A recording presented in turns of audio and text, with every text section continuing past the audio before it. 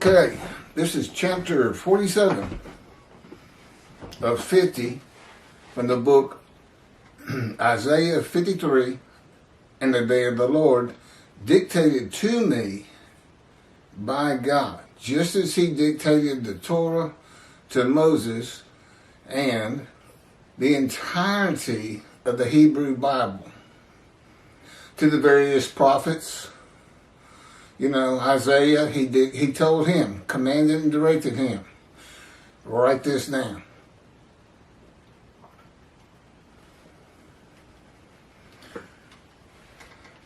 And like the Israelites, they would have known that it would be impossible for Moses to know the information he put into the Torah. And clearly he talked to God, or he said he did. You know, they couldn't hear God. But part of his proof, it's not the three proofs that he took with him to Egypt. Just as he's given me three proofs today. And this is tops among them, these two books. There's also the life of God's righteous servant of Isaiah 53. And that would be me.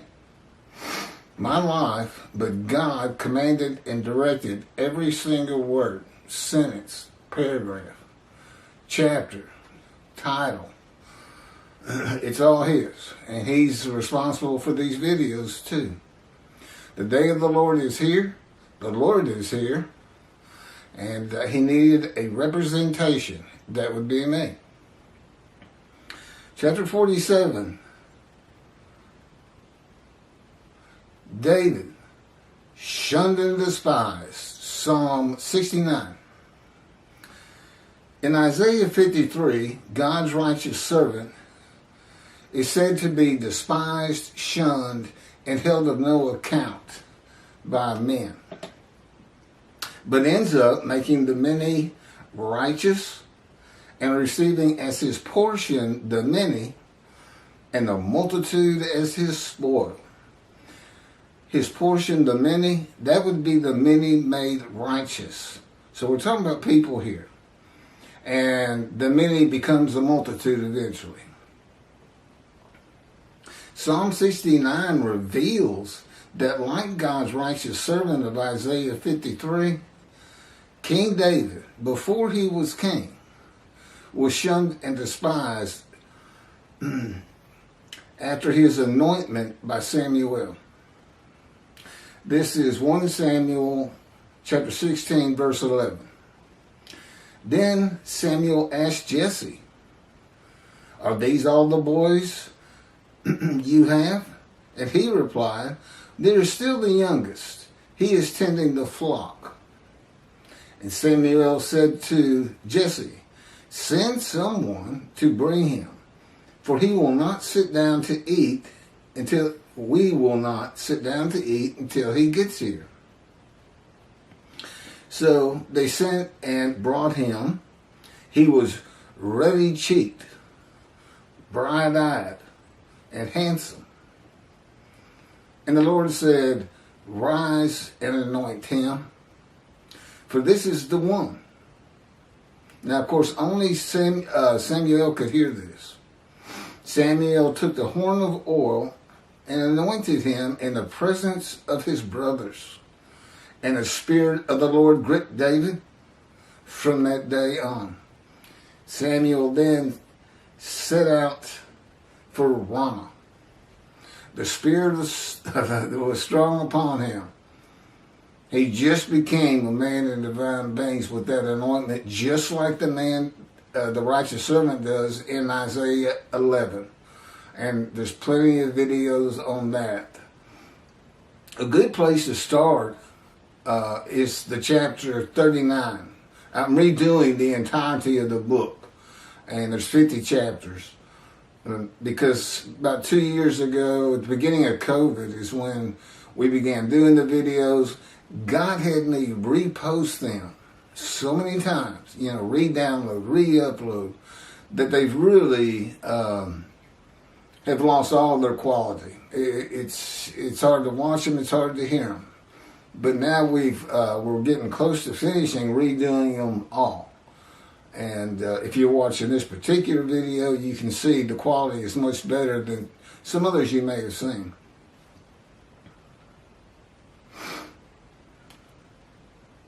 Psalm 69, 1. For the leader on Shunned of David. Shunned. To the chief musician upon Shunned is a music direction to the leader of the temple choir, and most probably indicates the melody after or in the manner of.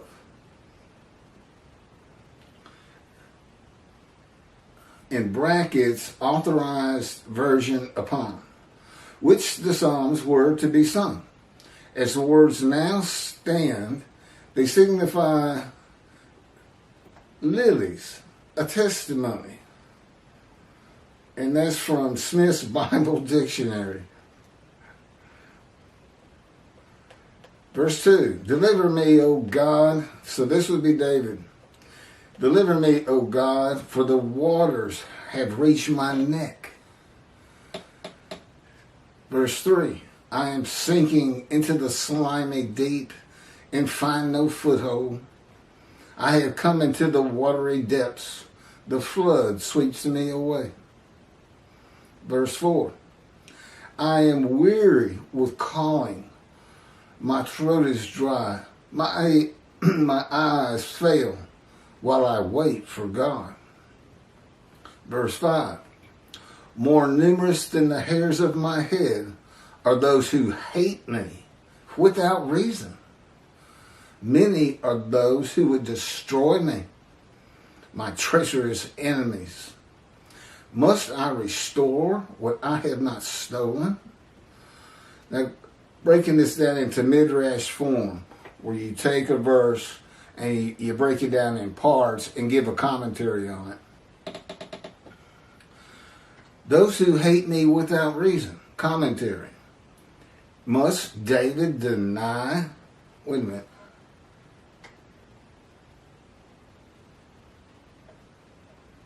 No, that's wrong. Those who hate me without reason.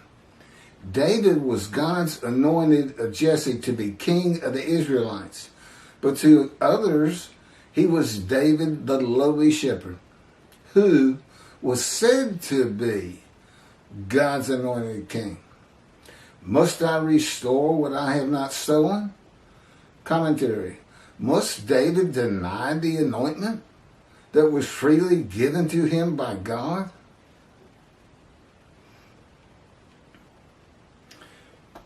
Verse 6. God, ye know my folly. My guilty deeds are not hidden from you. Midrash. My guilty deeds, like God's righteous servant, David is a sinner. That's verse, for the righteous servant, that's verse 12 of Isaiah 53. Verse 7.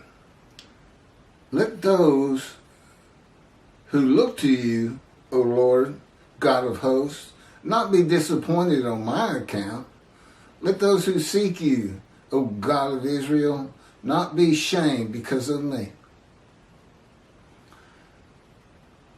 Verse 8. It is for your sake that I have been reviled, that shame covers my face. Verse 9. I am a stranger to my brothers, an alien to my kin. In Psalm 110, verse 7, David says, indeed, I was born with iniquity. With sin, my mother conceived me. In the days of David, men had many wives and many concubines, as is well known with his son Solomon. The iniquity came from his father Jesse, fathering a child with a woman outside of the tribes. David's brothers were present at his anointment and passed over for the one born in iniquity. They witnessed the anointment, but could only hear the words of Samuel. They could not hear God tell Samuel, rise and anoint him, for this is the one. David became a stranger and an alien to his brothers and kin, as one born in iniquity, and as one said to be the anointed of God. If his brothers and kin believed he was the anointed of God to be king, they would have embraced him. Verse 10, my zeal for your house has been my undoing. The reproaches of those who revile you have fallen upon me. He's talking to God. Verse 11, when I wept and fasted, I was reviled for it. Midrash, when I wept and fasted, I was reviled for it. Commentary, when David cried and went without food in his shame, and his brothers and enemies assailed him with scornful and abusive language. Verse 12, I make sackcloth my garment. I become a byword among them. Verse 13, those who sit in the gate talk about me. I am the taunt of drunkards. Verse 14, as for me, may my prayer come to you, O Lord, at a favorable moment. O God, in your abundant faithfulness, answer me with your sure deliverance. Verse 15, rescue me from the mire. Let me not sink. Let me be rescued from my enemies and from the watery depths. Verse 16, let the flood waters not sweep me away. Let the deep not swallow me. Let the mouth of the pit not close over me. Midrash, in the mouth of the pit,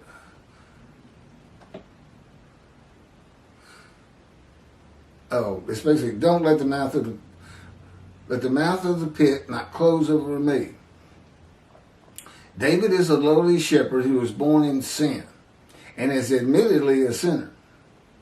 God has anointed David to be king of all Israel, according to Samuel, and David feels as though he is living in a pit of shame and despair.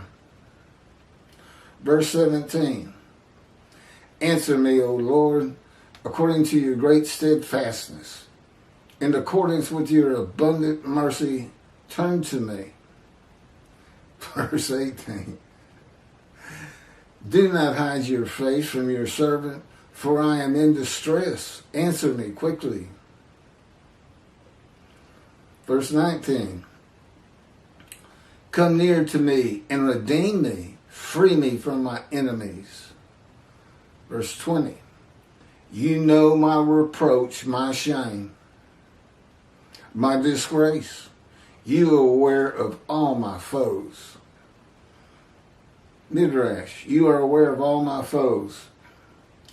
God is absolute knowledge and absolute power, and he is his creation. That's how he describes himself. Absolute knowledge, absolute power, and he is his creation.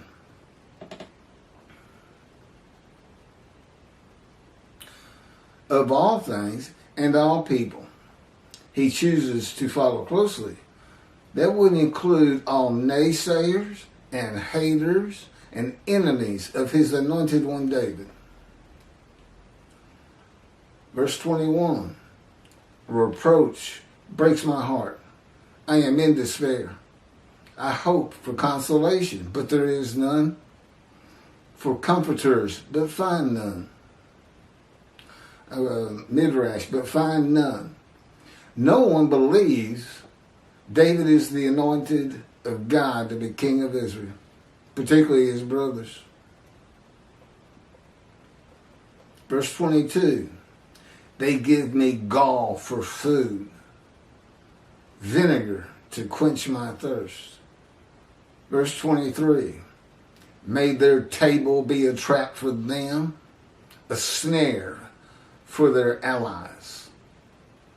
Midrash, may their table be a trap for them, a snare for their allies. Okay, commentary. May the haters and naysayers and enemies and those who shun David and shame him, and all those who believe in their talk and words and opinions about David, which is the table they have set for themselves against God's anointed one, be their undoing before God and when David is king. Verse 24, may their eyes grow dim so they cannot see. May their loins collapse continuously.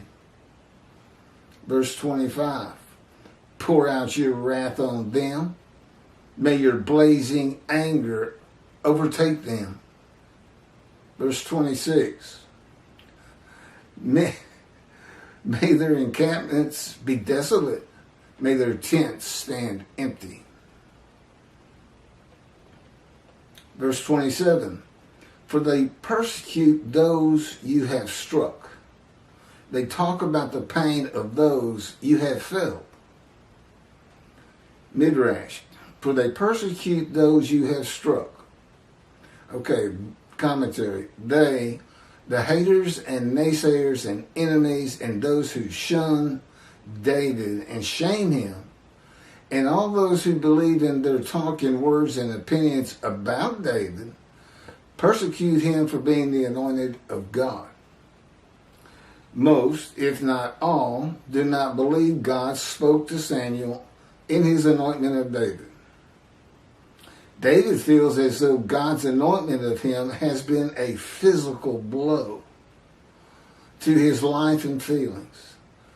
Those would include others that had been anointed or selected by God as his prophets, whose words are rarely believed and heeded as the words of God and go through the same ordeal as David.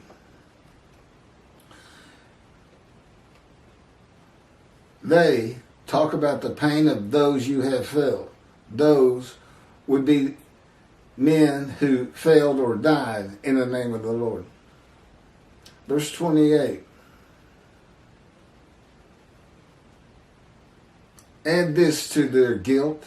Let them have no share of your beneficence. Verse 29. May they be erased from the book of life and not be inscribed with the righteous. Midrash, be erased from the book of life and not be inscribed with the righteous. A heavenly book in which the names of the righteous are inscribed. The erasure of a sinner's name from such a register is equivalent to death. According to the Talmud, it is open on Rosh Hashanah. Rosh Hashanah itself is also known as the Day of Judgment, on which God opens the books of life and death, which are then sealed on Yom Kippur. The 2 days of Rosh Hashanah usher in the 10 days of repentance, also known as the days of awe, which culminate in the major fast day of Yom Kippur, the Day of Atonement. The scroll of remembrance, and you can put me into every one of these verses. Although I am not seeking I would not seek the kind of retribution that David does against his enemies, and because to me they just don't understand, and it's a hard thing to believe. You know, God's really here. He's really talking to a man again. Even though you say you believe it, religious people, even though you pray for Moshiach and believe it will happen, it's still, just like David's brothers, something that you just can't absorb. How could it be him? This lowly shepherd, our little brother, born in iniquity from the sins of his mother. How? It's not possible. It's not possible. And then they just let it go. But God had this psalm written a long, long time ago in antiquity. And it's having me read it right now.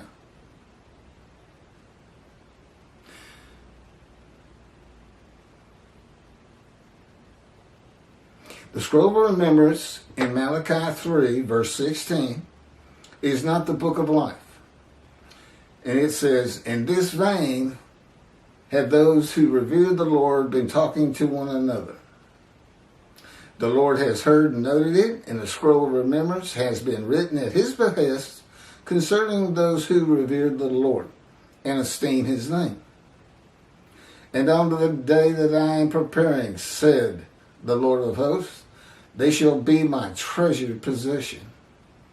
I will be tender toward them as a man is tender toward a son who ministers to him.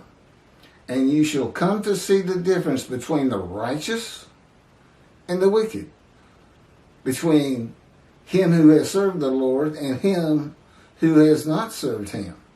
For lo, that day is at hand, burning like an oven. He's referring to the day of the Lord, which actually began in 1948 and will continue at a minimum to the end of my life.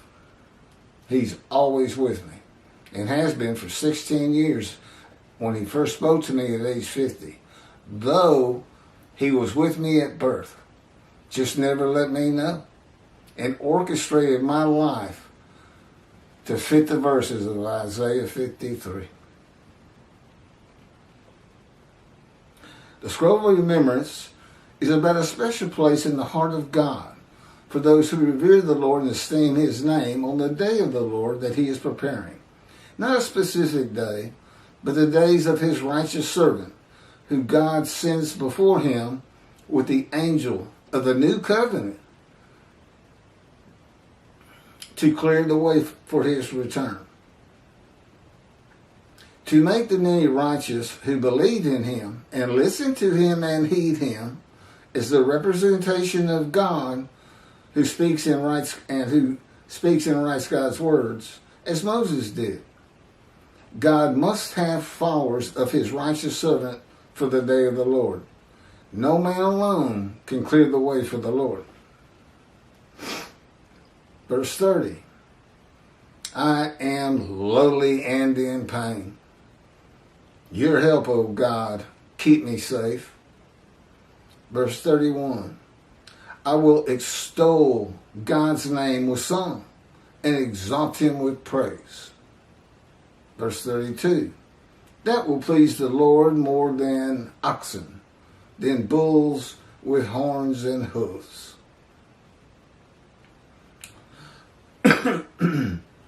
Verse 33, the lowly will see and rejoice. You are mindful of God, take heart. For the Lord listens to the needy and does not spurn his captives. Verse 35, heaven and earth shall extol him, the seas and all that moves in them.